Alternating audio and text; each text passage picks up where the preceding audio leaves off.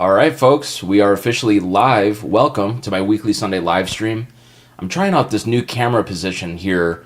I used to have it off to the right of my desk. Now I have it right above my computer. So I'm going to try this out. Hopefully this looks and everything sounds okay on your end. This is a new setup that I'm trying out for these live streams, so I would love to get some feedback. But I actually changed my camera position for my lessons.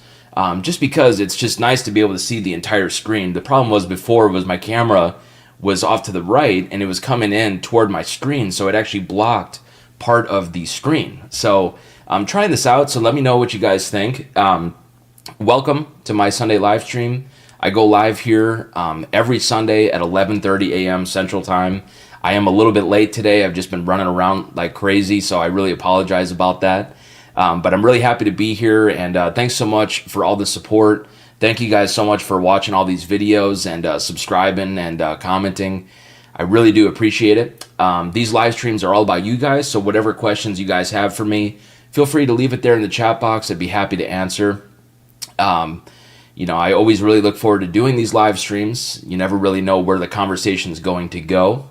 And it's just always interesting. It's always really cool to be able to connect with my fans that are from all over the world. So really cool. And as far as what I've been up to lately, I've just been teaching a lot, and I've been working on the record, which I'm really excited about. I've had to put that on pause somewhat a little bit. I'm still writing a lot, but just as far as demoing and actually recording the songs, I've had to kind of put that on pause for right now. Just because financially it's just a huge commitment for me right now. So I'm just trying to build up some funds. I'm actually selling off a bunch of stuff, and that's going to help me with funding the record and funding the demos and everything. So it's definitely going to take a little bit of time because it is very expensive to record. It is absolutely insane. Per track, I'm looking at about $10,000 to $12,000. So it's going to be a lot, and that's why I'm just trying to sell off a bunch of stuff. I'm selling a bunch of instruments. I'm selling a bunch of guitar pedals. I'm just selling a bunch of stuff to raise money for this. I need to get music out there, and I have people emailing me from all over the world pretty much almost every day asking for music. So I definitely need to do this. And I've just always wanted to put out my own music. It's always been a dream of mine, so I've got to do it, so really excited about it. But let's see here. We've got Ty in the house. Hey, Ty, what's going on? Thanks so much for being here. Says here, hey, Justin, good to see you as usual. Good to see you as well, man. Thanks so much for being here. Really appreciate it. If you guys have any questions for me, feel free to leave it there in the chat box. I'd be happy to answer. I apologize about running late today. I've just been running around like crazy here this morning, and it's just tough for me, man. Just Sunday mornings in general for me are always tricky, But let's see here. We've got Jim in the house. Hey, Jim, what's going on? Thanks so much for being here. Says here, what pedals are currently on your pedal board? Man, I'm going through quite a change actually right now gear-wise. My original material is more rock-based. It's not really country at all, and I'm more of a rock and roll guitar player at the end of the day. So really, as far as the pedals go, man, I don't really need a lot of pedals to get the job done. There's certain effects like a Phase 90 that I love. I love the script logo Phase 90, especially from the mid 70s. They're from the strip logo Phase 90s. I really enjoy those. And I love like the old Electro Harmonics pedals. Those are really awesome. They sound great, like the Electric Mistress, the Flanger, the Memory Man, stuff like that. I love all that stuff, but I'm not really a big pedal guy. I know I've done a lot of videos talking about my pedal board, when I was doing all the Nashville for Hire stuff, but I disassembled all that stuff, man, because I'm trying to raise money for my record. So yeah, I mean, that's just, right now, I don't really have very much of any pedals, honestly. I'm selling off a bunch of stuff, man. Like, I was using the Line 6 M9, JHV3 M9. That's a really great multi-effects box that really does a lot of stuff. So I really enjoyed that.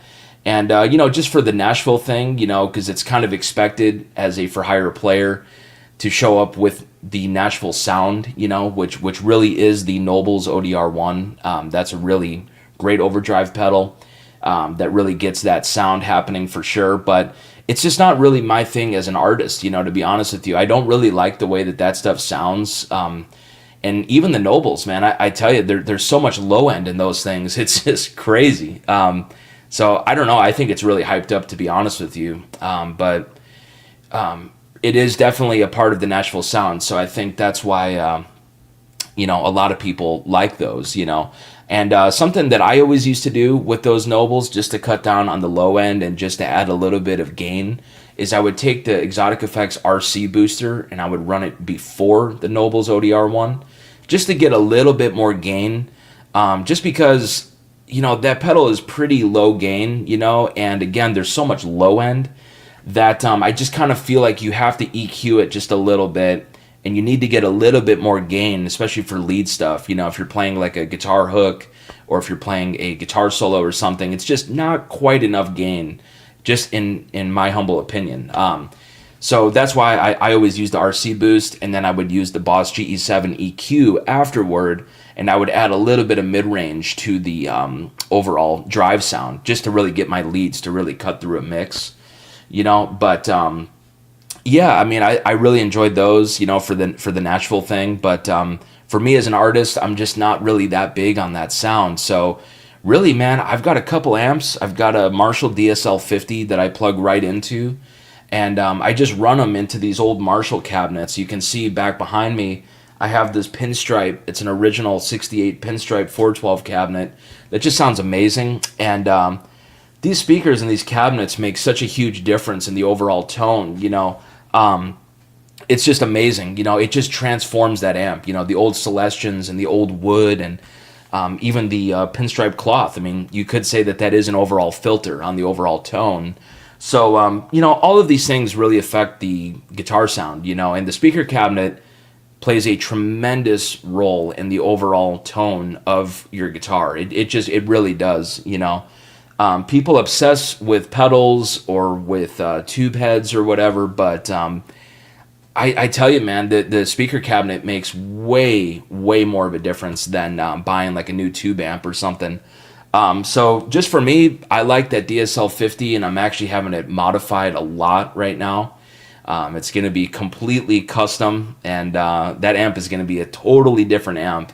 I'm actually going to get it back here this week, so I'm really excited about it. But I found a original 784-139 output transformer from the late 60s.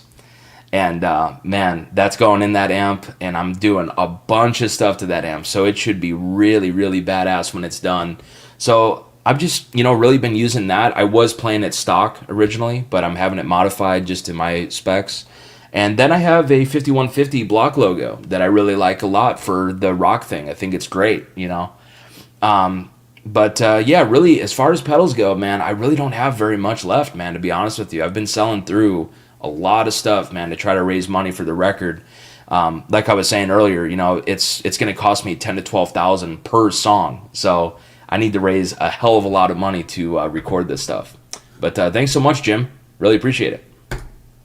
Let's see here. Before I get to Godson there, we got a super chat here from Who's Your Rock. What's going on? Thanks so much, man, for the super chat. Really appreciate it. He says here, good morning, all. Justin, what is your go-to guitar right now? Oh, man, that's a great question. That's tough. It really depends on the music and the song, but I've really been loving my Les Pauls and my SGs as of late. I have a bunch of reissue Les Pauls, and I have this Pelham Blue SG that I've completely modified. I've taken off literally everything. I mean, the pickups, the harness, the tuners, all of the hardware. I just got rid of all of the repro bullshit that they put on these guitars, and I got rid of all that shit, and I reverted it all to original parts. So, like my R9, it's got a set of original single-line Clousons from the late 50s. It's actually the set that would be on a 59 Les Paul Burst. I've got all old hardware, all original material. I've got patent number pickups, and in my R9, I have a 57 wiring harness that's original. It's actually what would be inside of a Les Paul Gold Top. So really, really cool there. And that guitar just sounds amazing. I've been recording all my demos with that guitar, and it just sounds amazing, man. I mean, I tell you, like, just for these demos, I've been using these plugins just with the UA Apollo, and I just dial up a quick Marshall sound just to record really quickly, just for a scratch rough demo. I mean, that amp works great, and with the UA plugin thing. And I tell you, man, with that guitar, it actually sounds pretty decent, because the guitar sounds so good. I mean, of course, the tube amp is a huge part of it, but man, I tell you, these instruments are just everything. They have to be dialed in, man. And when they are dialed in, you can plug this thing into anything and it's going to sound good, And that's why I was saying with this plugin, I mean, even that actually sounds really good because of how good my instruments sound, The R9 is completely modified. My Les Paul Custom is completely modified. And same with my SG as well. I've got a Pelham Blue SG that I completely modified, and I had a Faber ABR1 on there originally, which is a great bridge. It's a great replacement ABR1 bridge, but I ended up putting on an original ABR1 from the 60s with nylon saddles, and it's just amazing what a difference that it made in the overall just acoustic sound of that SG. It just completely transformed it.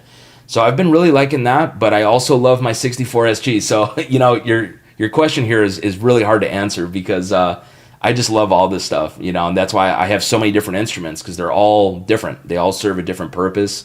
So I love the 64 SG, and I love my 64 335 as well. So just kind of depends on what I'm going for. But I tell you, man, I've been really digging these modified reissues, man. It's really been cool. It's just my biggest thing with the reissues is that the necks are not right. They're not the same as the original necks that they made in the 60s. It just drives me nuts, but it's definitely been cool. But I tell you, my instruments have been, they're all so good, man. It's so hard to just choose one. So thanks so much for the question. Really, really do appreciate that. Let's see here. Godson is in the house. Hey, bro, what's going on? Nice to see you.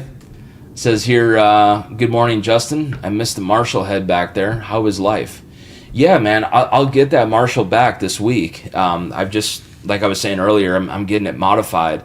So I've got a bunch of stuff going on with that amp that I'm really excited about. I think it should be a completely different amp. And it was actually really cool when I went to go drop it off there.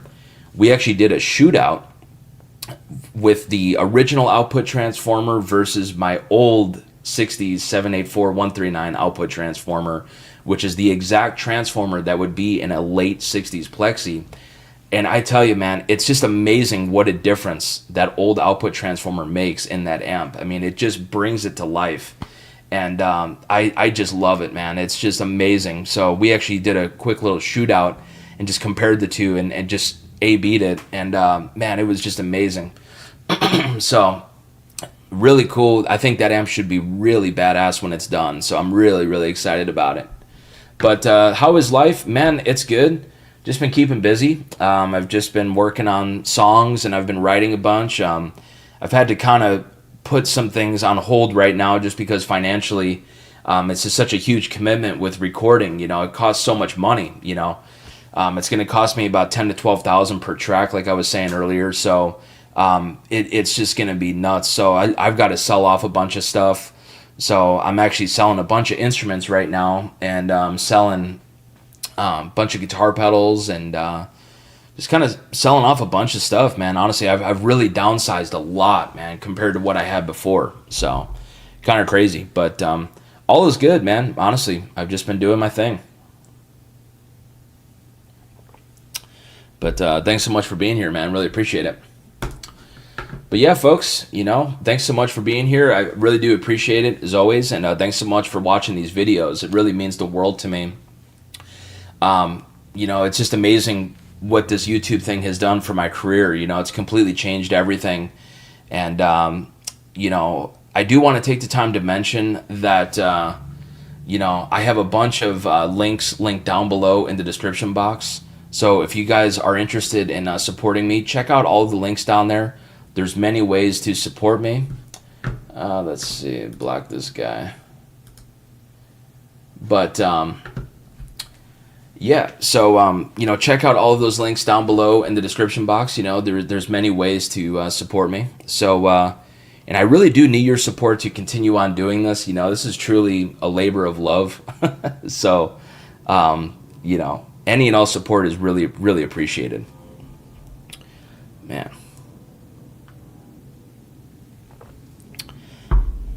Also, too, folks, let me know how everything sounds. It seems like everything is okay. I just never really know on my end of things how it sounds or how it's looking. I ended up moving my camera for my lessons because, like I was saying earlier, my camera was off to the right and it would block my screen so I couldn't see everything. So I think I'm liking this better. It's been working good for the lessons, but it's my first live stream with it. But anyways, I'm trying to think of what else is going on. I mean, not really too much else, honestly. I've just been recording. I've just been, doing that, been playing.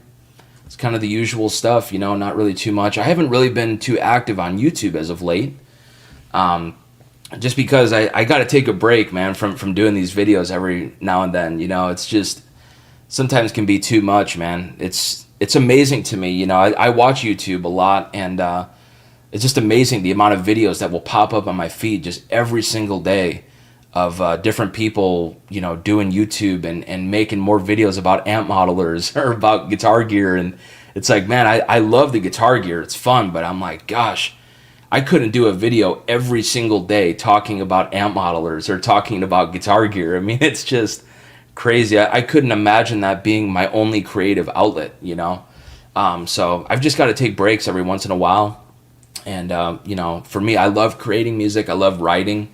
I love doing all this stuff, and YouTube is fun, but it definitely gets tiring, constantly making videos about guitar gear, it's fun for sure, but it definitely gets old for sure. But anyways, yeah, so I've just got to change it up. But yeah, the recording process is going great. I've got a bunch of demos done right now, so I'm really excited about it, man. I've got, gosh, I don't know how many songs on my flash drive. I mean, probably 100 or I don't even know, 200 different ideas, So it's kind of crazy. It's really hard to pick which songs that I want to take into the studio because it's like I love all these songs so much.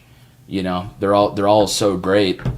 But let's see here. Jim says here, what direction is the new album going in genre-wise? So it's definitely going to be more rock-based for sure. But what I really want to do with my sound is I want to try to incorporate other sounds from other genres so that I can get this music to appeal to a much wider audience. I love the sound of a Les Paul going into a Marshall. It's really what inspired me to play music, and it's really what got me into playing guitar, and I love that sound so much, But, it has been done so many times, and it's just for me with my music, I'm trying to, again, appeal to a really wide audience, and I'm trying to do something different, I really want to try to incorporate other sounds from other genres, but it's definitely going to be rock-based for sure, because for me as a player, I've always been more of a rock guy, I get hired on for all this country stuff all the time, but it's like, to be honest with you, I'm not really a country player, I grew up more of a rock guy, listening to Eddie Van Halen and listening to, George Lynch and all of these players, Metallica, all this stuff, I loved all that stuff growing up. So that's what I'm really trying to do, man, is I'm really trying to kind of go back to my roots and go back to what got me into music to begin with. But, with my music, I have to get with the times, and I got to try to do something different instead of just the same old, You listen to players here on YouTube, they all sound the same. They all do the same stuff. They steal my licks. They steal ideas that I've come up with, And it's just kind of funny. I see a lot of videos with these guys, and they'll play a lick, and I'm like, man, that's exactly what I played in my last video. It's just wild. So I just kind of feel like there's nothing really original anymore. Everybody just copies everybody, And it's like, man, it's cool to be influenced by somebody and to, have, ideas and listen to their playing and try to get inspiration. from another player. But it's like, man, for me, it's all about trying to make it your own. You could have the same gear as somebody, you could do the same as somebody else, you could play the same, but it's always going to sound different, because of your hands, and you should try to do something different instead of just, copying note for note what somebody has already played. So that's what I'm really trying to do, man. I'm really trying to do something different, and I'm just going to go for it, man. It's going to be tough for sure. And man, I have such a huge a newfound respect for artists now, because, man, I tell you, like, just being on that other side, it's unbelievable the expense that goes into all this stuff. I mean, like I was saying, 10 to 12,000 per track. I've been getting quotes from, major producers on this stuff, which, you really need a great producer on these songs, because, the producer can really make or break your songs, but I just had no idea that it costed this much to record music. I really didn't. I've always just been a for hire player. I've always, just showed up either on the gig or in the studio every now and then, and I would play on other people's songs, or I'd back up artists. And it's like, I was getting nowhere near that kind of money to do that kind of stuff, So it's just kind of nuts. But yeah, man, being on the other side as an artist, man, I have a totally newfound respect for artists, for sure, because I just don't think people realize how expensive this stuff is. I even was thinking about doing something for my YouTube channel, and I got a quote for this video idea that I had for just a quick 20-second intro. And man, it was going to be like $3,500 for this. It's so expensive, man. It's just unbelievable how expensive everything is now. And when it comes to recording, or when it comes to anything video, man, it's just outrageous. But thanks so much, Jim. Appreciate it. Let's see. Godson says here, other than output transformer, are you modifying the amp? It would be really cool to have a Justin Meyers signature amp, I think is what you meant to add there. Yeah, man, definitely. That'd be cool, man. I would love that. We'll see. If we could sell some, and people were into it, and there was interest, I could definitely look into that for sure. I mean, I'd have to see if the amp techs are cool with building something like this, but because, man, for me, when it comes to an amp, I have no idea how to service it or how to do any of this shit, but I just know what I like and I know what I want, so I really need those guys to build that. So that definitely would be really cool, though. Godson says here, it sounds really good. Cool. And Hoosier Rock says here, in your sound clips on YouTube, which are outstanding, your licks and runs are so clear and musical.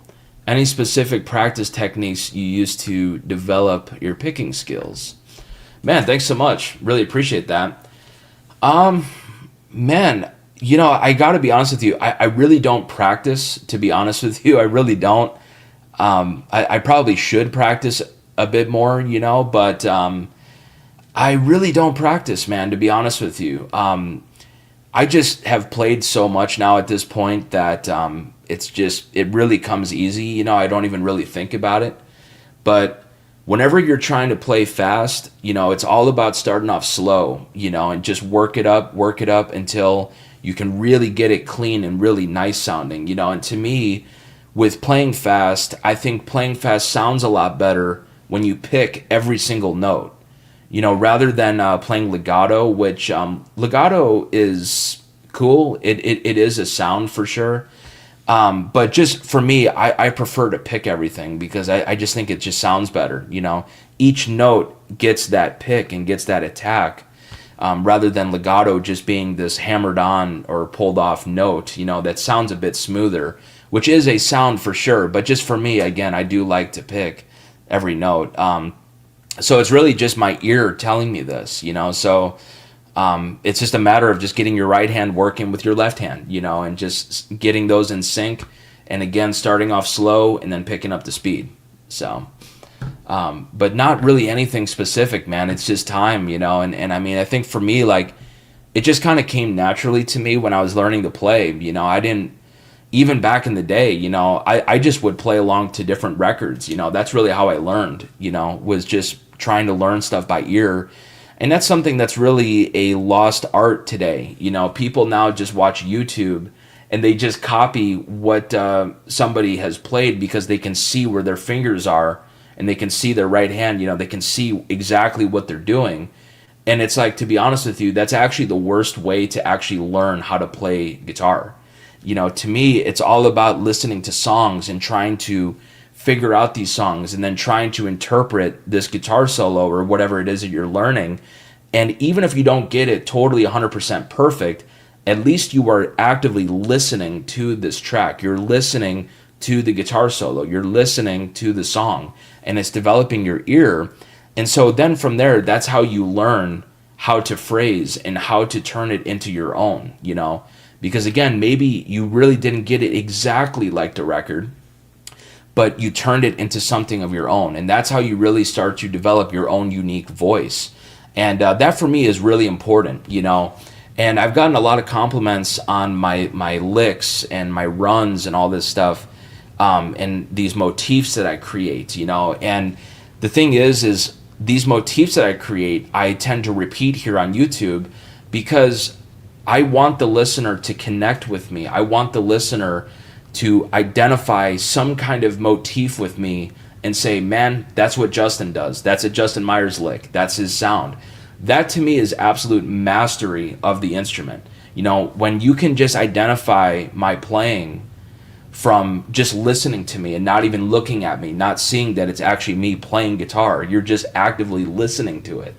That to me is just absolute mastery. And, where I was really inspired by that, to think of this and to do this was because of, guys like Slash or guys like Ace Frehley or, George Lynch or Eddie Van Halen. All of those guys all sounded different. They all had a completely different sound. And it's amazing, man. Like whenever I listen to a record, it's like I can clearly hear, clear as day, that that's George Lynch playing. I could tell that's Ace Frehley. I could tell that's Eddie Van Halen. I could tell all of these players without even actually looking at them. I just can hear that sound. And that to me is just absolute mastery. And people online and people here on YouTube, like I was saying earlier, they copy me. They try to use the same sounds that I get. They copy my runs, they copy my licks and stuff, and it's like I'm really flattered by this. But it's just like, man, like get your own licks, get your own ideas happening. That's so much better, man. It's so much more important than just copying somebody. But thanks so much, man. Really appreciate the question and the super chat too, by the way, earlier. Let's see. Godson says here, I have a 3-hour cover gig. Whew. Any tip to learn that much material? Man, it's a lot of music, and playing for 3 hours, man, that's a long set, man. I used to do that a lot back in the day, and I still take some gigs that are 3 or 4 hours long every now and then, just if I need to fill out my schedule. But man, I would really recommend using the Nashville number system, I don't know if you want to memorize the songs. There's some bands that just want you to memorize it and they don't want you to use charts on stage. But normally for a cover gig, normally the guys are going to be, pretty cool with you using charts. So I just would say chart it out, man. I don't know how your ear is or how, you really learn music. But I love using the Nashville number system, because I just have this app called the One Chart app, which I've talked about many times here on the channel. You've probably already seen it, Godson, but just for those out there that are watching that may not be familiar, what the app is it's basically, it's just this app where you go in and it's a blank chart. You can just write all of the different changes and all of the different sections of the song. And it's really cool. You can save the chart and then have it in a organized set list. So if you guys have an actual set list, you can actually put the exact charts in the exact order of your set list. So it works great, man. I love it. I've been using it for years, and sometimes I'll get a call for a gig like just last minute, and I just don't have time to memorize the material. So I just need to chart it out and just learn it by ear and just write out the changes really quick. And for those out there that aren't familiar with the Nashville number system, all it really is you're just calling out the intervals from within the major scale. That's all it is. It's very simple. It's really not that difficult. So all it is you're just writing out these chord changes. You know, you're listening to the song, and let's say it's a 4-1-6-5, which is a very common chord change that comes out of here in Nashville.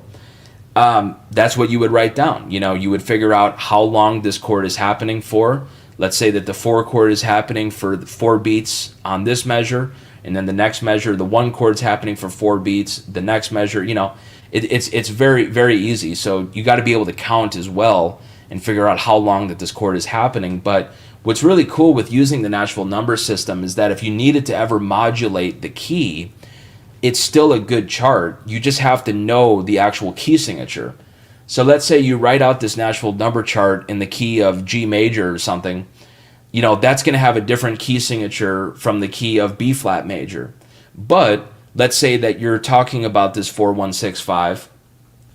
You're now, instead of calling out the 4, the 1, the 6, and the 5 of your G major key, you're now calling out the 4, the 1, the 6, and the 5 of your new major key, which in this case would be B flat major.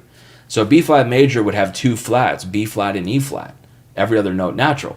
So that's all that you're doing, is now you're just taking a look at your B flat major scale and you're just thinking of these intervals. So the 4-1-6-5 change in general is completely consistent. It's just a different major key with a different key signature. So it's going to be different chords now because you're in a different major key. So very, very simple. It's really not that difficult. You know, a lot of people really hype this up like it's so difficult to write out these charts, or, you know, like it's so difficult to create these parts over these changes, but it's just really not that hard, you know. It's incredibly simple. So really, I mean, to be honest with you, it's not that difficult. But you know, that said, for a long cover gig like what you're talking about there, Godson, you know, that's definitely what I would do, you know, especially if it's just a one-off, you know, and it's not like a consistent thing. I'd probably just chart it out, man, to be honest with you. I mean, if it's going to be a consistent thing, then maybe you want to go ahead and just memorize it. But man, if it's just a one-off, yeah, just chart it out. But yeah, that app is called One Chart, and works great, man. It's awesome.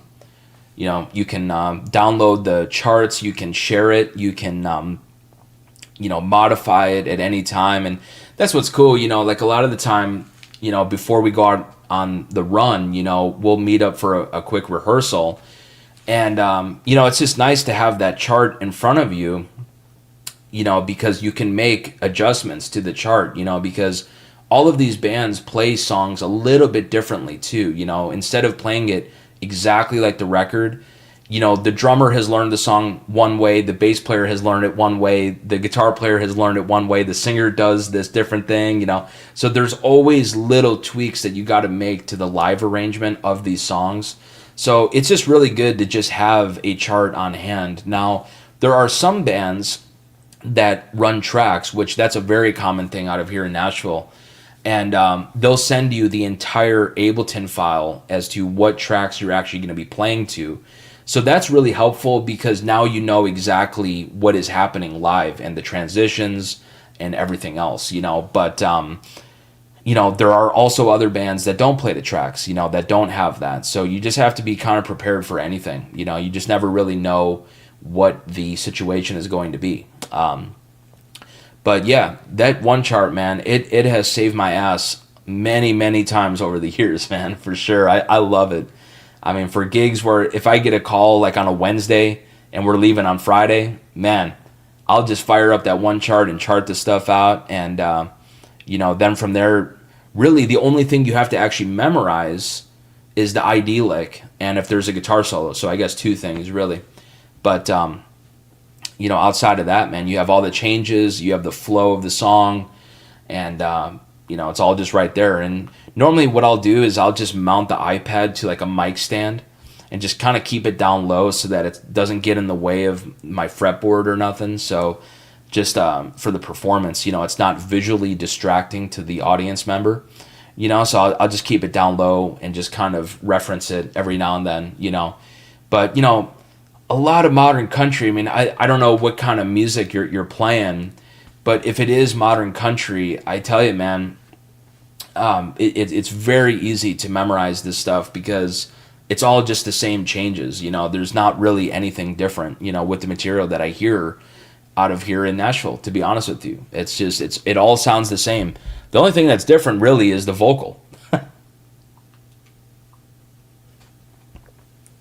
It's like, oh, here we go again. Another 4165, another 1465, or another 6415. It's some kind of variation on those changes.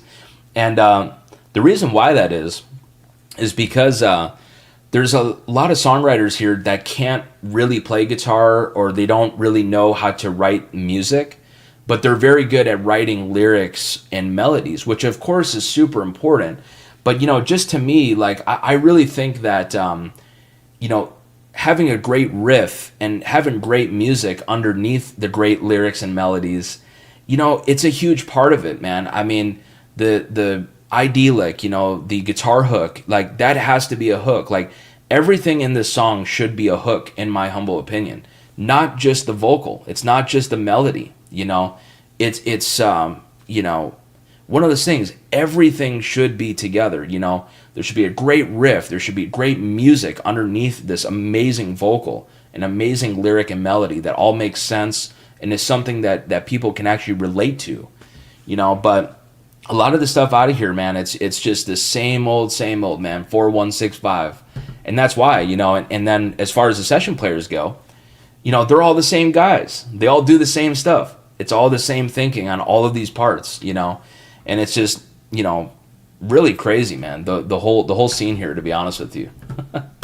But anyways, let's see here. We got Bizarre Pudding in the house. Hey, man, what's going on? Thanks so much for the super chat.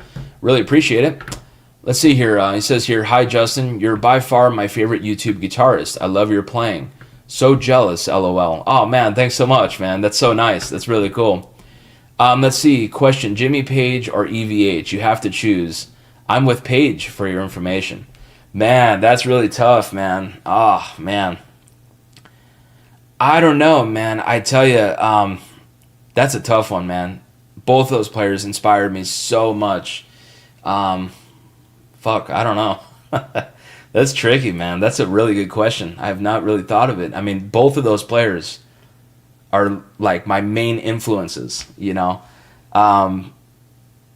I don't know, man. I'd probably have to say Eddie, man, to be honest with you. I think Eddie just took it to a completely different level, and his guitar tone and just his vibe even on stage and just the way he was, his phrasing, all that, man, just amazing, man. The guy was such a musical genius. I mean, you just don't hear music like that anymore, I mean, it just the writing was so intense. It was so involved and just so unique.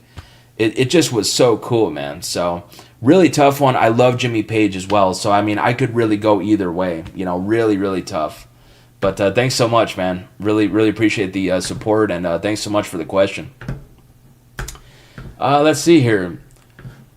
Rob Hunter is in the house. Hey, man, what's going on? Thanks so much for being here. Says here, how do you stay enthused for an audience when playing a song that you don't like? Oh, man, that's a really good question. Yeah, that happens all the time. I think with playing live, at least what is so fun about it to me is that you feed off of the crowd's energy. So it doesn't really matter what song that you are playing. You're just so hyped up in general because there's a huge crowd in front of you, and you're connecting with these people, and that connection is just an amazing feeling, no matter what kind of music you're playing. But yeah, that's really tough, man. I think where it is really hard is when you're in the studio and you're playing on songs that are terrible. That is a terrible feeling. And when you're trying to create something over something that sucks and you're not inspired by the music, it just sucks, man. It's terrible. And that happens all the time here in Nashville. All the time, man. these songwriters come in with a song that's just absolutely terrible. The vocal is terrible, but it's like you got to create something, and because you know you got to make the money. So that happens all the time, man, all the time. And yeah, I mean it's tough for sure. Really great question, really great. But yeah, I think you know just for live, it's not as big of a deal because at least you have a live audience, you know, that you can connect with. Whereas in the studio, it's just that song, man, and now you got to create something over this. So, let's see. Rob also says here, I'm going with page 2, just more my kind of rock. That's awesome. Yeah, man, Jimmy's an amazing player. Rob also says here, good answer. How about when an audience doesn't like the song? You know, man, I think really for the gigs that I do, you know, the audience is there for the show, you know.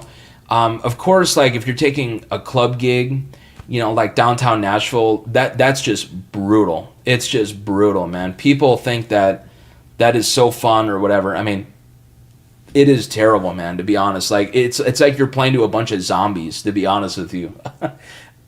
Because it's just like there's clubs everywhere downtown there, and every club has multiple bands, you know, and so everybody down there is just so used to like, oh, okay, well, there's another band, there's another, you know, singer, another acoustic guy, whatever.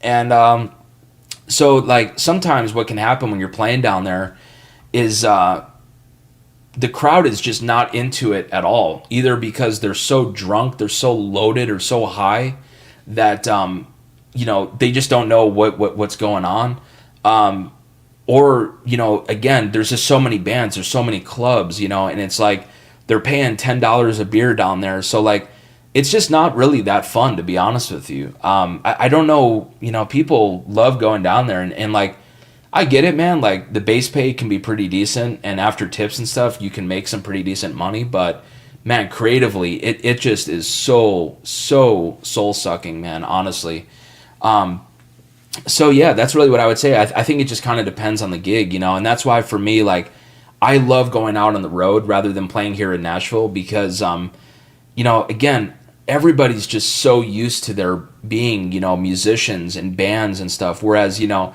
if you're going to go play Cincinnati, Ohio, you know, these people have been working all week, man, Monday through Friday. And when they're there Friday night at that concert or Saturday night at that concert, they are ready to rock, man. And it's so much more fun, man, playing out on the road compared to playing in Nashville, you know.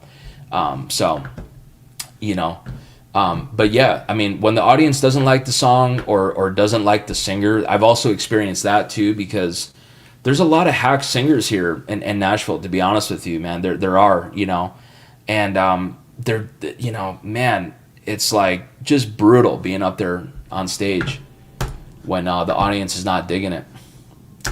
But let's see here. Who's Your Rock says here, any love for Michael Schenker? Oh yeah, man, definitely. He's great. Really enjoyed his playing for sure. Yeah, I mean, there's so many great rock players, man, that inspired me. You know, I listened to so much stuff growing up, you know, when I was learning to play, and I just developed my ears, you know, and I think, you know, for me, like listening to Michael, listening to Eddie, listening to Ace Frehley, listening to all these guys, you know, it's just, I was just influenced and just inspired by all of these different players, and I just took all of that stuff and just turned it into my own, you know. So yeah, Michael Schenker, definitely, he was great, for sure. He always used to do that like mid-cocked wah kind of thing, you know, with the wah pedal, where, you know, you get like more top end and more mid-range and stuff, you know. So that was a really cool thing that he used to do. That was something really different. It was really unique. And I think that I'm pretty sure that's actually what inspired me to get a wah pedal. It was either him or maybe Kirk Hammett. I don't know. I don't remember. But let's see here. We got another super chat. Man, awesome. Thanks so much for being here, man. Really appreciate it. This is Holt and Bernard. Thanks so much for being here. Really do appreciate it. Let's see. If an unknown out of town buddy asked you how he should go about pitching his songs to artists, what advice would you give to set him up for success, assuming the songs are good? Man, it's tricky, man, to be honest. Especially if they're unknown, because you really kind of have to be in the circle. If you're an outsider looking in, it's very hard to get in, to be honest. And there's so many songs that are being sent to these artists, just constantly. It's just insane. So, man, I just would say, you really kind of have to be in the circle, man, to be honest with you. It's very, very difficult. I mean, if the songs are very good, that's awesome. I mean, that's great. I just think, again, like, it's all about who you know, and again, being in that circle, man, and knowing these artists and knowing these songwriters really, really helps out.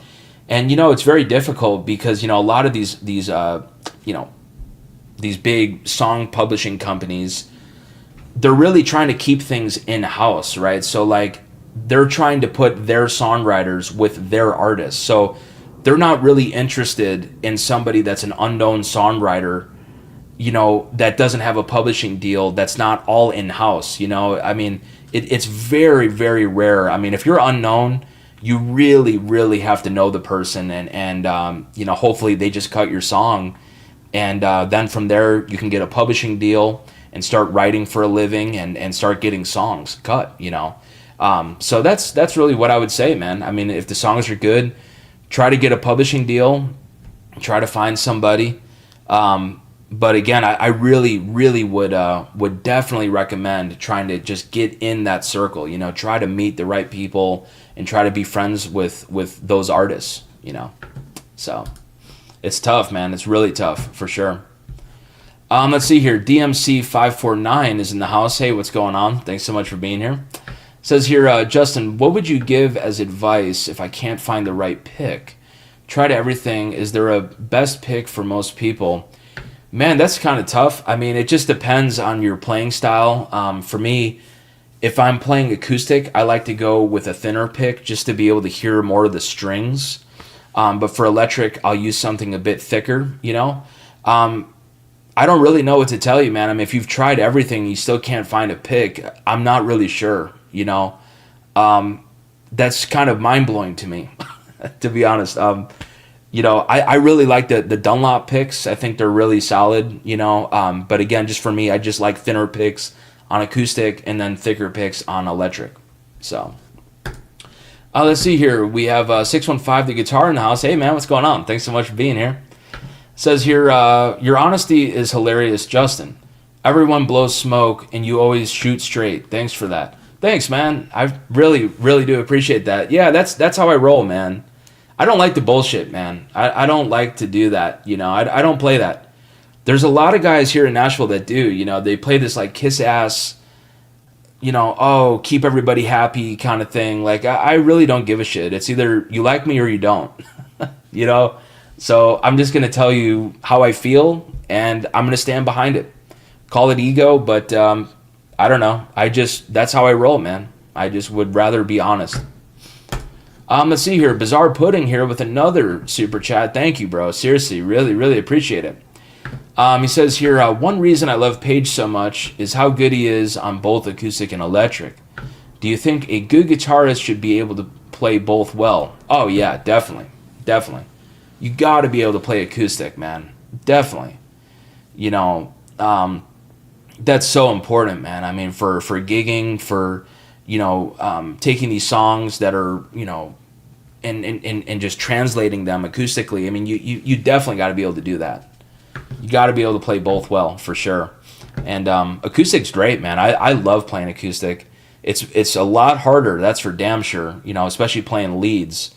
And trying to bend the strings. I mean, there's some stuff like, bending strings on acoustic is really, really a bitch. It's a pain in the ass. So it's like some of that stuff, you're going to have to adjust some of the phrasing and maybe kind of slide into that note rather than bending up a whole step or whatever. just because the strings are so fucking, hard to bend, on acoustic. So, you're going to have to adjust for that. But, yeah, you should definitely be able to play both, man. Definitely. Let's see here. Rob says here, one of my biggest influences is Oddly Freed. Saw him perform with Cry of Love in the 90s. Probably one of the best live guitar performances I've ever seen to this day. Is there a moment that... let's see here. You added a little more. To finish that question, is there a live performance that stays with you? Yeah, man, definitely. Oh, for sure, man. There's many, Back when I was a kid, I have told this story in the past, but when I seen Vince Neil's solo band, I was like 11 or 12 years old, and Vince was playing right up the road from right where I grew up. And it was some big bike rally, and I was able to sneak backstage because my dad's friend knew one of the camera guys, and he was shooting the camera for the jumbotrons that show the band, on those big screens on the side of the stage. And so the camera guy was just like, yeah, man, come on back. So I went backstage, and I was just hanging out there by myself at like 12 years old, and I was waiting for Vince because he was late as fuck to the gig because I guess his flight got really delayed, and he ended up taking a private jet, and then a limo came and picked him up, and he came tires screeching, man, around the corner to come into the gig. And he comes out of this limo with three of the most beautiful women I had ever seen at that point. At 12 years old, I had never seen women look like this ever.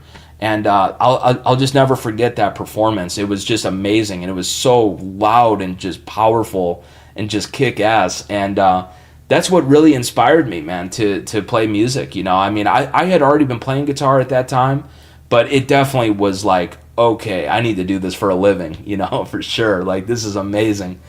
So yeah, that definitely really, really inspired me for sure. But yeah, man, there's so much stuff that I've been inspired by, man, like even seeing Neil Sean, he's a great player. I seen him live. I saw Sammy Hagar live. That was awesome. That was really cool. I've actually been listening a lot lately to Whitesnake, which I have not listened to them in quite some time. But man, like some of that stuff that John Sykes came up with, and his tone and his feel and his vibe was just amazing, man. Just amazing, amazing music and just amazing playing. So I don't know, that just kind of came to mind. Just another guy that really, really inspired me too. There's so much stuff that inspired me, So, but thanks so much, Rob. Really, really do appreciate that. But man, I've been going here for about 53 minutes. So, man, this has been a lot of fun. Thank you guys so much for being here. I really do appreciate it. If you guys have any other questions for me, feel free to leave it there in the chat box. I'd be happy to answer. And, again, these live streams are really all about you guys and what you want to get out of them. So if you guys have any other questions, if you guys want to throw a little love in the Venmo or the PayPal tip jar or even a super chat here in today's live stream, thank you to all of those that have thrown money at the super chat. I really, really do appreciate it so much. It really does help me out a lot with making these videos and doing these live streams. These live streams are truly a donation of time. I don't make anything on it whatsoever. So any and all support is really, really appreciated. And check out all of the links that I have linked down below in the description box. There are many ways you can support me here on the channel. And I offer one-on-one online lessons. I have a Venmo and a PayPal tip jar. I also have a page with Sweetwater Music, which is my favorite retailer. They just do an amazing job over there. And if you're looking to buy any kind of gear, whether it's a deluxe reverb or a Les Paul or something, you could literally buy anything. As long as you click that link, I just get a small little commission off the sale. It doesn't cost you anything extra whatsoever. It's just a cool way to support me if you're already looking to buy some kind of guitar pedal or a guitar or an amp or something. So check that out. And yeah, I think that's everything with the links that I have down below, if I remember right.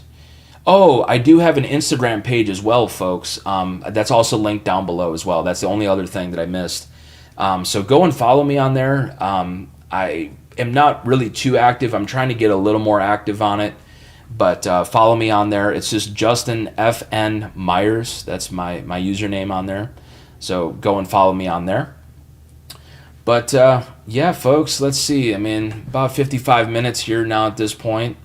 If you guys have any other questions, feel free to ask there in the chat box. Be happy to answer. I'm really excited about these songs and this music that I've got going here. I found an amazing singer, and it's just really sounding really, really incredible. The goal is to get 6 songs together. That is the goal. And then hopefully from there get a record deal, and then from there, get the whole record funded and just put it out and start eventually touring on it too. That is the long-term goal. But, first things first, we got to be writing these songs and we got to get this stuff demoed out. But there's a little bit of a hold right now on demoing this stuff because, just because it is incredibly expensive to do all of this stuff. I mean, with demoing and recording these songs, it's going to cost me a fortune to do this. So, there's a little bit of a pause on that right now, but it's going well. I've got 2 songs together that are totally written, ready to go. All I need to do is just get in the studio and actually record them. So stay tuned for all that. And also too, folks, I keep forgetting to mention this, but I do want to eventually release merchandise. I made this hat a while ago now at this point. Yeah, it's focused in. And these are really cool. This is my little smiley logo. And it just has my initials just on the back here. See if you can see this. Yeah. Just with another little smiley there. So I want to put this out and make it available for sale. I really need merchandise that I can offer folks. So stay tuned for all of that as well. I'm going to have an online shop where you guys can purchase this stuff. So stay tuned for all of that. I don't know how much they're going to be. The stuff is pretty expensive to make because it's really high quality stuff. This is a flex fit hat, and the logo looks great, man. It's really, really high quality. It's not some cheap garbage. And for me, with doing merchandise, it really has to be right. I don't like to put out cheesy looking stuff just to try to make an extra buck. Like I really want it to be something nice that people will really like, So stay tuned for all of that, And I don't know how much they're going to be again, but it's not going to be crazy. So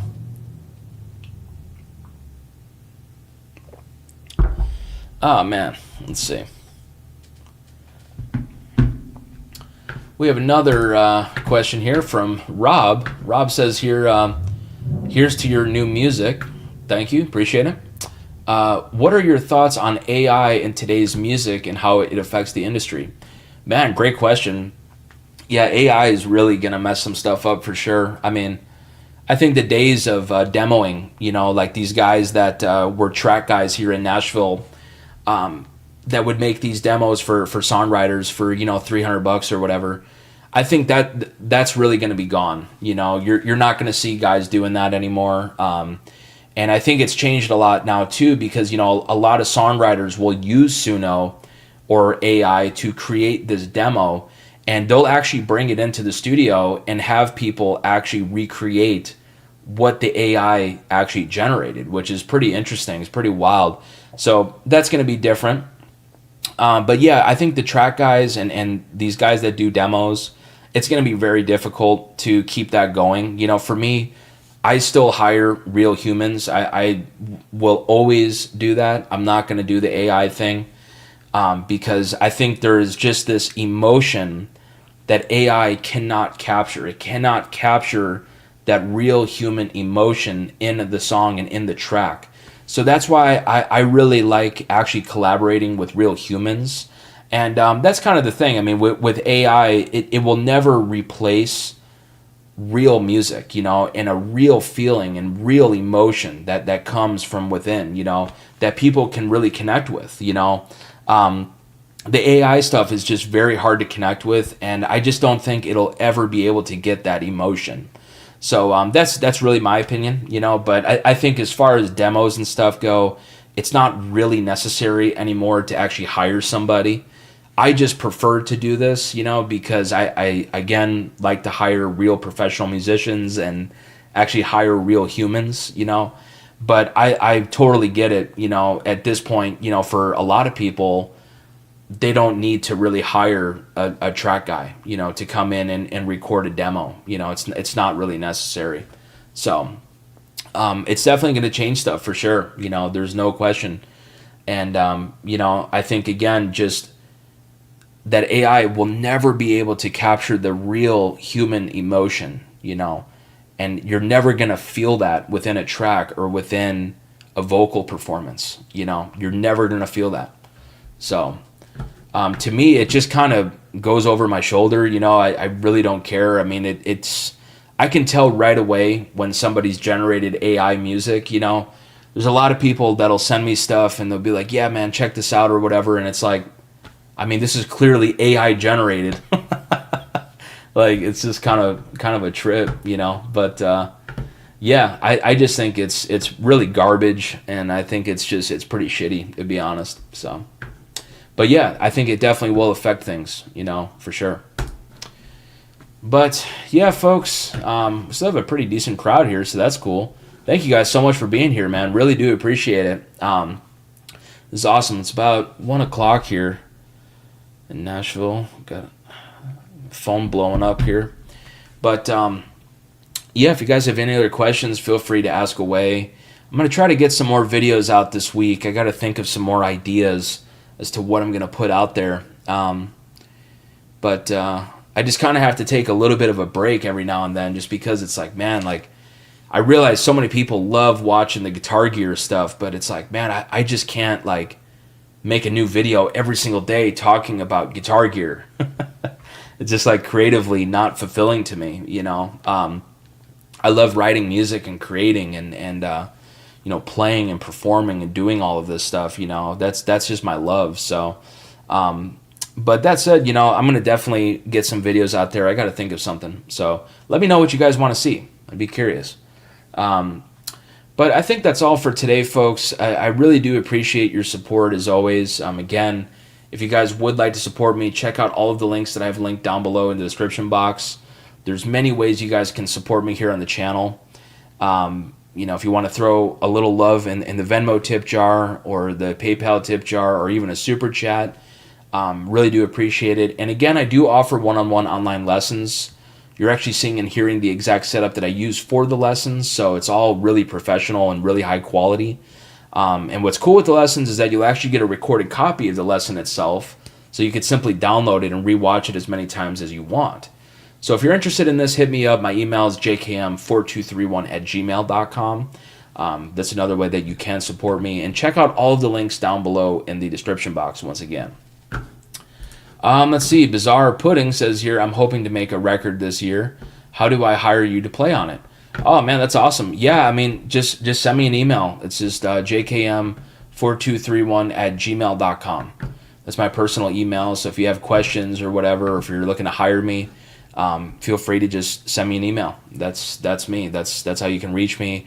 I'm on Instagram. I'm on social media as well, of course, here on YouTube. But yeah, feel free to reach out for sure, And that said, folks, like, man, if you're ever looking to hire me for gigs or you're looking to hire me to play on music, just let me know. I mean, just literally send me an email. I don't care. It doesn't matter how big or how small the project is. It's all good, man. It's all good. Just send me what you got. If you have some demos or some rough recordings, I want to hear what the stuff is, But yeah, just shoot me an email. Again, jkm4231@gmail.com. Rob says here, appreciate the live streams. Thanks for putting in the time. Discovered you via Uncle Larry. Oh, that's awesome. Thanks so much, Rob. Really, really do appreciate that. That's awesome.